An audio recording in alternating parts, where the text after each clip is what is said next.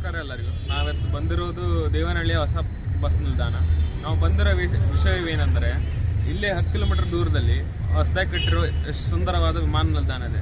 10 kilometre ಈ ಕಡೆ ಬಂದರೆ ದೇವನಹಳ್ಳಿಯ ಒಂದು ಅವ್ಯವಸ್ಥಿತವಾದ ಮತ್ತು ಅಸ್ವಚ್ಛತೆಯಾದ ಬಸ್ಸು ನಿಲ್ದಾಣವನ್ನು ಕಾಣ್ತಾ ಇದ್ದೀವಿ. ಇದಕ್ಕೆ ಏನು ಕಾರಣ ಅಂತ ಇಲ್ಲಿ ಜನರ ಹತ್ರ ಮಾತಾಡೋಣ. ಡಿಫ್ರೆನ್ಸ್ ಇದೆ. ಏರ್ಪೋರ್ಟ್ ಎಲ್ಲ ಅಫಿಷಿಯಲ್ಸೇ ಬರ್ತಾರೆ, ಪೊಲಿಟಿಷಿಯನ್ ಬರ್ತಾರೆ, ಬಿಸ್ನೆಸ್ ಮ್ಯಾನ್ಸ್ ಬರ್ತಾರೆ. ಈ ಕಡೆ ನೋಡೋ ಬಿಸ್ನೆಸ್ ಮ್ಯಾನ್ಸ್ ಪೊಲಿಟಿಷಿಯನ್ ಯಾರು ನೋಡಿದ್ದೀರಾ? ಇಲ್ಲ ಎಲೆಕ್ಷನ್ ಐಟಮ್ ಮಾತ್ರ ಬರ್ತಾರೆ, ಓಡಾಡ್ತಾರೆ.